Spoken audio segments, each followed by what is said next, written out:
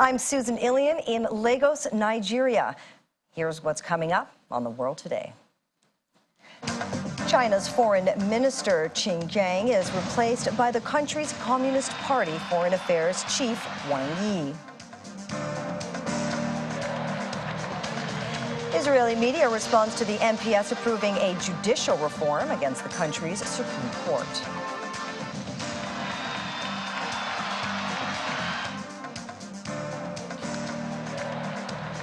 Plus, Russia launches an early morning attack on the Ukrainian capital, Kyiv.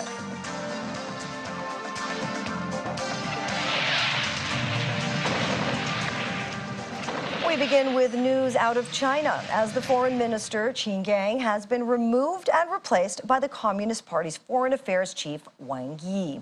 Mr. Qin has been away from the public eye since June, with no explanation about his whereabouts. 57-year-old President Xi Jinping associate had been appointed last December. His departure ends weeks of confusion, but also leaves many unanswered questions. While state media, which made the announcement, made no mention of why he was replaced. It simply say Qin was removed from the post of foreign minister. Under the Chinese Communist Party system, foreign policy is formulated by a high-level official who then directs the foreign minister to implement it. The government said Qin was off for unspecified health reasons, but with those and other comments excised from official transcripts and absent from state media, speculation has swirled in a country opaque about the private lives of its leaders. Let's take a closer look at the man who has become China's foreign minister. Wang Yi, until his appointment, was the Communist Party's foreign minister. The 69-year-old filled in for Qin during his absence. Foreign minister is a role he once occupied between 2018 and 2022. He is a Chinese diplomat and politician who had been serving also as director of the Chinese Communist Party Central Committee Foreign Affairs Commission office since January this year. He is considered China's highest-ranking diplomat and is a member of the 20th Politburo.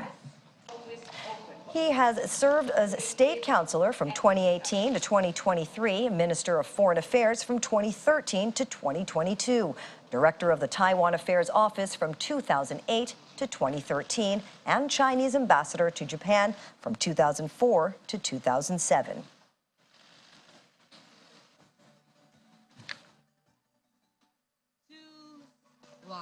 Thank you. 10+3合作是东亚区域合作最诚实的机制之一，长期以来为东亚。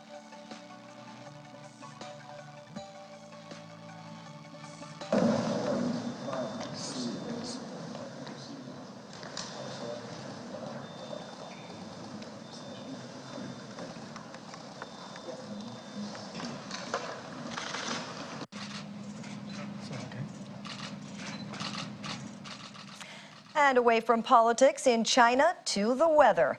China has called on those with fishing boats to seek shelter and for farmers to speed up their harvest as they expect Super Typhoon Doksuri.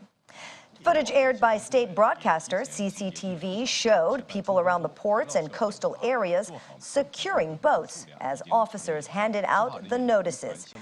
Heavy rain has been seen in several parts of China, with flooded roads in the city of Chongqing. Doksuri is expected to make landfall on the Chinese mainland somewhere between Fujian and Guangdong provinces this Friday, according to the National Meteorological Center. The typhoon will most likely be the most powerful to land in China so far in the storm season this year. China narrowly escaped from Typhoon Mawar, one of the strongest tropical cyclones on record for the month of May.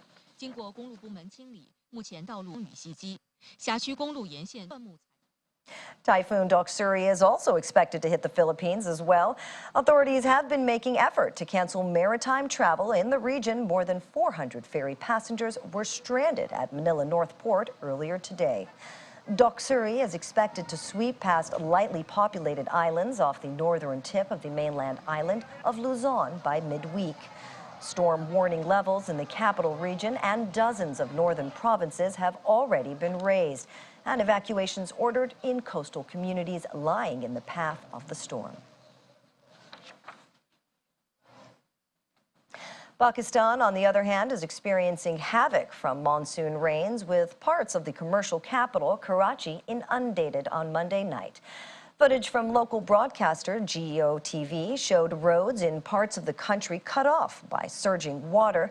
Weather authorities says monsoon rains are likely to continue during the week, with heavy rain forecast in Balochistan, Upper Sindh, and Punjab over the next few days. To the other extreme weather event, this time in Europe. Wildfires are ravaging parts of Italy's Sicily, with 16 cities on heat wave red alert.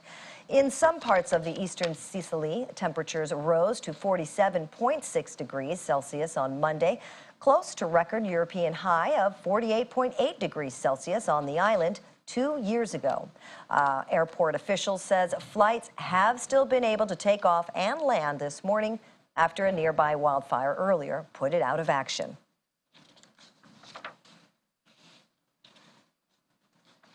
And Greece has been making headlines since wildfires erupted there over the rising weather temperatures. However, angry local residents on the island of Rhodes teamed up with firefighters to tackle a wildfire in the village of Vati. They, however, lament the lack of resources to effectively fight the flames. On Monday, the fires spread to Corfu and Evia. Crete, the largest of the Greek islands, has been put on high alert because of extreme risks of fire. The heat wave in Europe has helped create dry conditions that let fires take hold in Greece, Sicily, Croatia, Algeria, and Tunisia.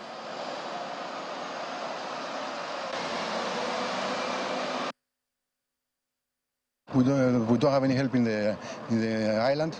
You see all the people that are living here, they come to help. I'm not from this village, but I have friends here, so I came to help each other. We bring waters and food for the people that are working, that didn't sleep 5 days now, all over the island. It's not here only. This fire, yesterday it was off. Today it's again like this. How it's possible? So it's really strange for us. We don't believe it. All the islands burn. We lost our island, our beautiful island. We don't have anything now. Really, we don't have anything. We don't know what to do, because you see now it was 2 airplanes in the morning and now there are 5. Come on, with this wind, it's not possible. Airplanes.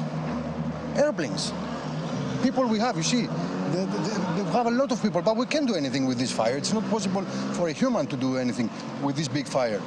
So now they need planes, and there are only 5. So this is the most important thing, I believe, for the island, to bring planes.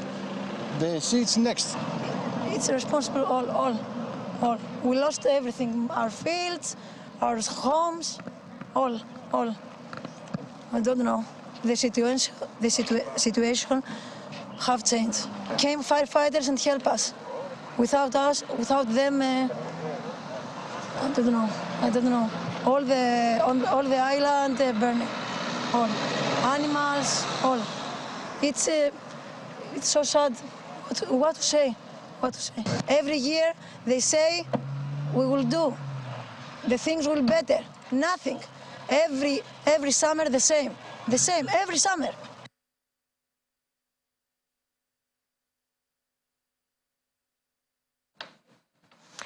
In the meantime, Greek Prime Minister Kyriakos Mitsotakis has warned of difficult days ahead as ministers meet to discuss a response to current wildfires that have destroyed homes and forced the evacuation of thousands of tourists from the island of Rhodes. The Prime Minister says conditions for fighting the fires would be difficult in the following days and warns the effect of climate change on Greece would probably get worse and not better. An assessment by scientists published on Tuesday and human-induced climate change has played an absolutely overwhelming role in the extreme heat waves that have swept across North America, Southern Europe, and China this month.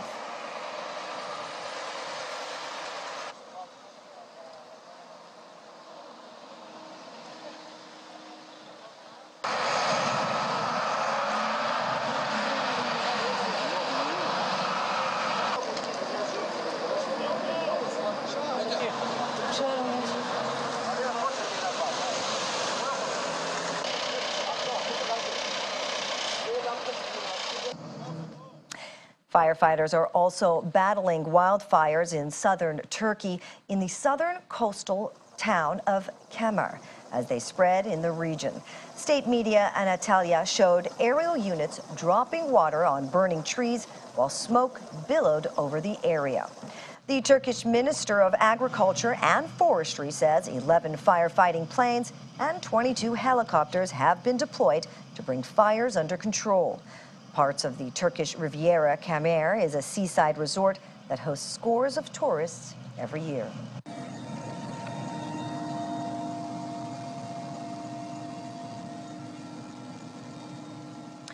One more weather story. We are monitoring the situation in Italy really closely as well and received reports of powerful winds wreaking havoc in the town of Bollate, Milan, damaging vehicles and properties. Severe storms caused damage and at least 2 deaths in the north of the country. An overnight storm in Milan tore off roofs and uprooted trees, blocking roads and disrupting overground transportation in Italy's financial capital. 2 women have been killed on Monday and Tuesday in the northern Monza and Brescia provinces after being crushed by falling trees. Stai facendo il video? Sì. Ma forse non sei neanche intaccata. C'è stato un disastro, adesso vi faccio vedere da davanti. Aspettate, Adesso vi faccio vedere la macchina da davanti, che vabbè non si vede perché è coperta. Ecuadorian authorities say dozens of prison guards are being held against their will by inmates in 5 of the country's jails. Prisoners took the guards hostage after a deadly fight between gangs in Guayas jail left 6 dead on the weekend. Inmates at more than a dozen jails have also gone on hunger strikes, Sinai said in a statement. Wars between rival gangs have turned many of Ecuador's jails into death traps for those inside. The latest about violence broke out of Guayas jail in the port city of Guayaquil on Saturday night. Officials said members of 2 rival gangs confronted each other, leaving 6 dead and 11 injured. Moving on to Israel now. Israelis have been reacting to MPS voting in favor yesterday of reducing the Supreme Court's powers. Black ads covered newspaper front pages, and protesters vowed to continue to fight the hard-right government's ratification of the first part of judicial reform that critics fear endanger independence of the courts. The bill curbing Supreme Court review of some government decisions based in a stormy Knesset parliament on Monday, July 24th, after a walkout by lawmakers. Some accused long-serving Prime Minister Benjamin Netanyahu of pushing Israel towards autocracy. And with demonstrations convulsing Israel for months, thousands took to the streets and scuffled with police on Monday.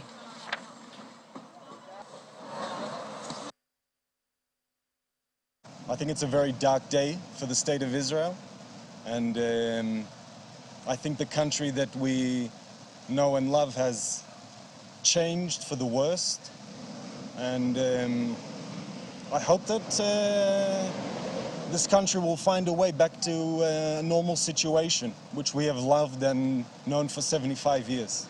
My future will always be in the state of Israel, and that is not a question. My children will be raised here, and we will fight until we get justice for this country and we change the mad people that are leading and running this country. We will change it. I will never give up, and my family will never give up. This is really meaningless. The courts always come up with a standard, whatever it is, and that's what they use. You can't tell them not to use that standard. That's what I think. And I think that the people who are demonstrating, they should know that it's really a meaningless law. Meaningless. Because you can't force the court to do that. How are you going to do it? How are you going to enforce the law? You can't. The feeling is of disappointment and broken heart. That's just, I can't believe I'm witnessing what I'm witnessing. I can't believe this is what it feels like to fight a dictatorship. I can't believe that in 2023, of all the people on the planet, it should be the Jewish, Israeli, Zionist people who make sure that there's never again a dictatorship.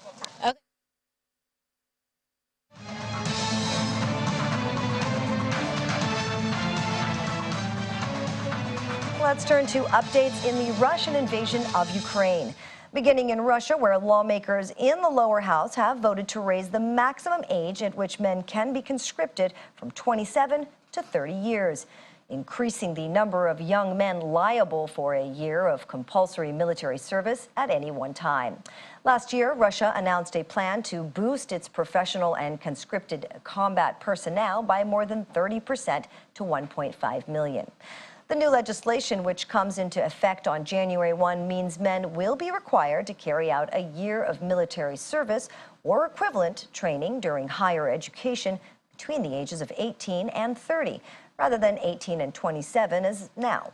The law is also banning men from leaving Russia from the day they are summoned to a conscription office. In April, legislation was passed allowing conscription summons to be served online instead of in person. Compulsory military service has long been a sensitive issue in Russia, where many men go to great lengths to avoid being handed conscription papers during the twice-yearly call-up periods. Conscripts cannot legally be deployed to fight outside Russia and were, in theory, exempted from a limited mobilization last autumn that gathered at least 300,000 men with previous military training to fight in Ukraine, although some conscripts were sent to the front in error.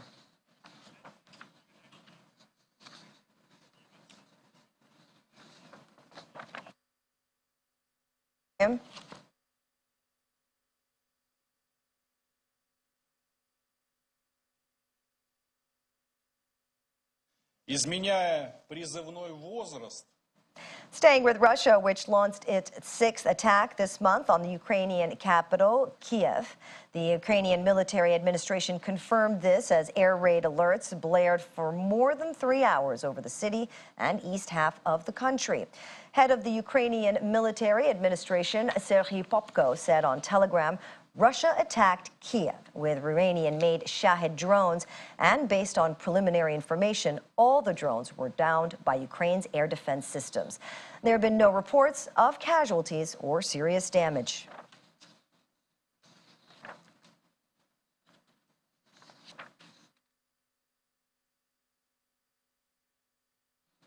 Let's bring in the VOA's Anna Chernikova in Kyiv. Thanks for joining us today, Anna.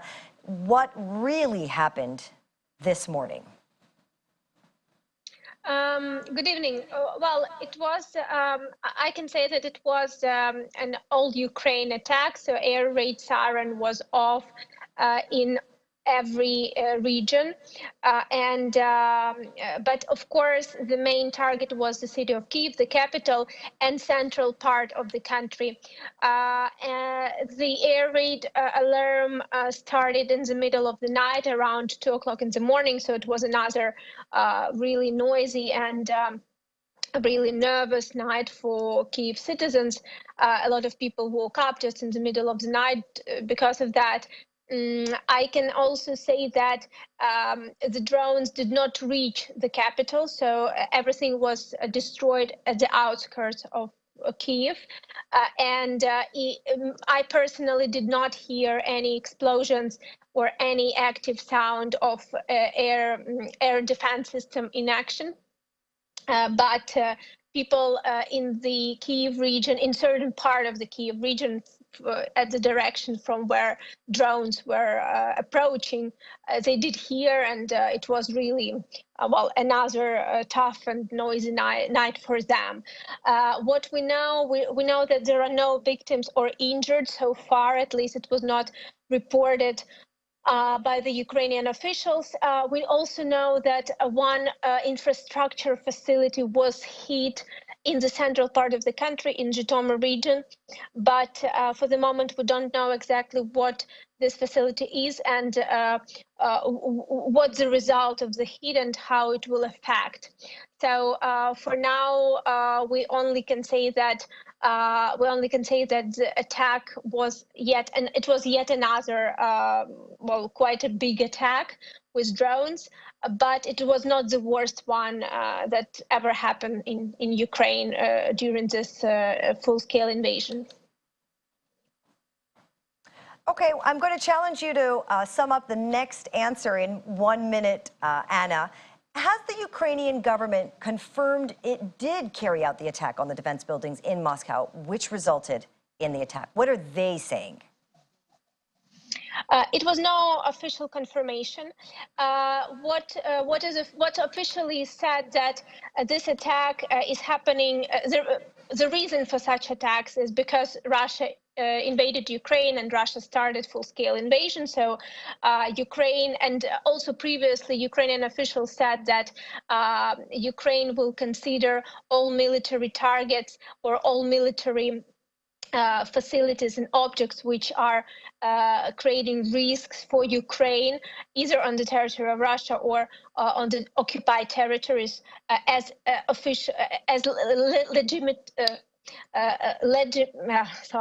an official target for Ukraine. So it was no confirmation, of course, but both Crimea attack and Russia territory, deep Russia territory attacks look like Ukrainian planned. All right, thank you very much, Anna, and please do make sure that you stay safe out there. Thank you. And that's it for The World Today. Thank you so much for watching. I'm Susan Ilian. See you tomorrow.